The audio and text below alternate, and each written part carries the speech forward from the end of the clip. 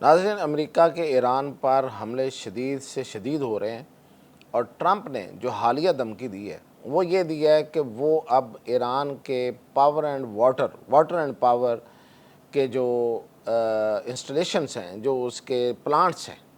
یعنی کہ جہاں پہ اکٹھا ہوتا ہے یا پانی جہاں پہ پینے کے لیے فراہم کیا جاتا ہے، پانی صاف کر کے ان ایریاز کو، ان تنصیبات کو نشانہ بنائے گا۔ تو اس کے جواب میں ایران نے کہا ہے کہ پھر ہم پورے خلیج میں ایسے تمام پانی کے جو ذخیرے ہیں ان کو نشانہ بنائیں گے۔ تو ٹرمپ کا کیا جاتا ہے؟ اس نے کہہ دیا، اور اگر اس نے یہ کام کیا تو اس کے نتیجے میں عربوں میں موجود، یہ جو ریاستیں ہیں ان میں موجود جو جتنے بھی پاور پلانٹس ہیں اور اس کے پانی کے پلانٹس ہیں وہ ایران کے نشانے پر ہوں گے۔ وہ کون سے پانی کے پلانٹس جو ہیں وہ نشانے پر ہوں گے، کس ملک کے کون سے، اور اس سے کتنا بڑا بحران پیدا ہوگا، ایک انسانی المیہ پیدا ہو جائے گا، اور وہ کتنا بڑا ہوگا، کہاں کہاں ہیں پلانٹس، ان کی میں آپ کو تفصیل بتا رہا ہوں۔ پہلے تو آپ دیکھیں کہ گلف کنٹریز میں جو نشانے پہ ہیں سب سے پہلے وہ ہے کویت، بحرین اور عمان، عرب امارات، قطر، اور پھر سعودی عرب۔ اب سعودی عرب میں پھر اس لیے کہہ رہا ہوں کہ سعودی عرب جو ہے وہ اس لڑائی ہے، اس جنگ ہے، اس سے باہر رہنے کی بھرپور کوشش کر رہا ہے۔ اس نے محض حوثیوں کو یمن کے حوثیوں کو نشانہ بنایا، اور اس کی وجہ یہ تھی کہ حوثی جو تھے وہ تیاری کر رہے تھے اور ان تک اسلحہ پہنچ چکا تھا، اور وہ باب المندب ایک ایسا ہی ایک رستہ ہے، سمندری رستہ ہے، تنگ رستہ ہے، جہاں سے تیل کی سپلائی ہوتی ہے، اور سعودی عرب نے یہ اپنا دوسرا رستہ رکھا ہوا ہے، اور بھی ملک اسی رستے سے بھیجتے ہیں، لیکن سعودی عرب خاص طور پہ۔ تو اب جب اسے یہ پتہ چلا کہ حوثیوں کے پاس اسلحہ پہنچ گیا ہے، اور اب وہ باب المندب کو نشانہ بنائیں گے اور باب المندب کو بھی بند کریں گے، جس طرح انہوں نے آبنائے ہرمز بند کی ہوئی ہے، تو ظاہر ہے پھر تو سعودی عرب کے پاس کیا آپشن رہ جاتا تھا۔ انہوں نے پھر اس اسلحے کو اور سب کچھ کو اڑا دیا، اور ان کا ٹھیک ٹھاک نقصان کر دیا۔ اتنا نقصان کیا ہے کہ ابھی تک وہ جواب نہیں دے سکے سعودی عرب کو۔ ایک آدھ پروجیکٹائل آیا اور اس کے علاوہ کچھ نہیں ہے۔ سعودی عرب جو ہے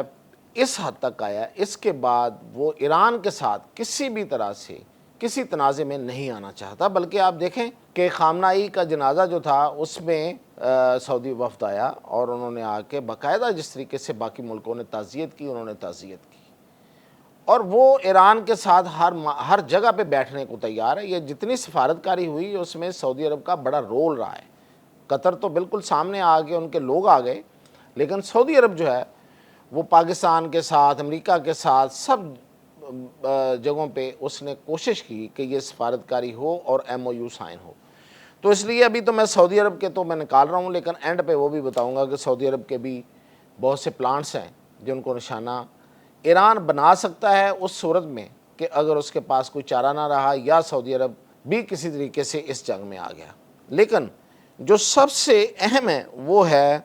یو اے ای، متحدہ عرب امارات، کیونکہ متحدہ عرب امارات جو ہے وہ اس جنگ کا حصہ ہے، اور میں نے جیسے آپ کو پہلے بتایا تھا کہ وہ حملے کرنے میں بھی شامل ہے،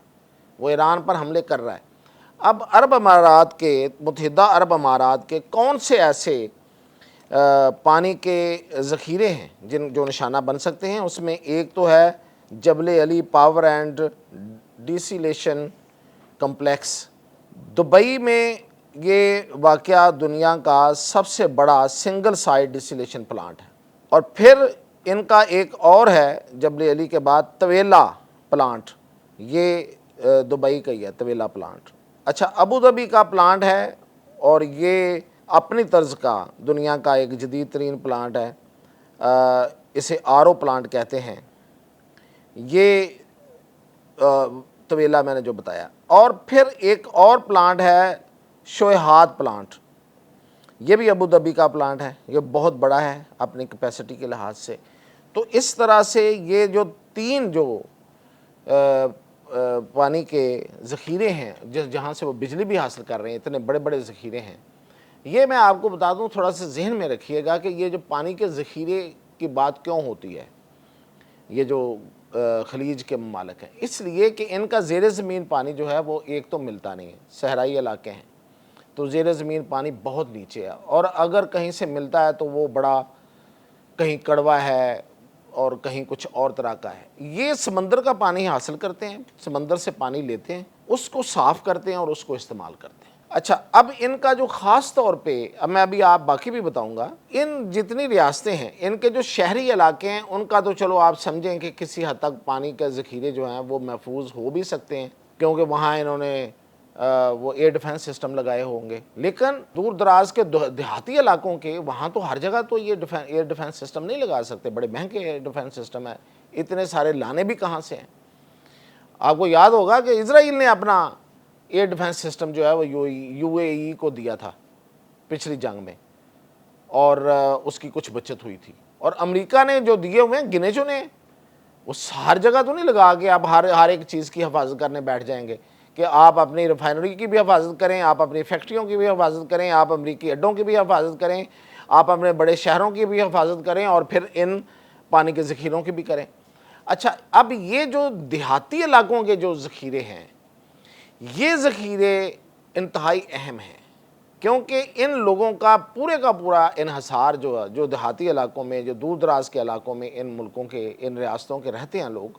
ان کا پورا انحصار انہی پاور پلانٹس پہ ہے۔ شہروں میں تو چلو پانی آ جاتا ہے نا، دوسرا پانی کیری ہو کے آ جاتا ہے باٹلز کی صورت میں، جہاز بھر کے آ جاتے ہیں،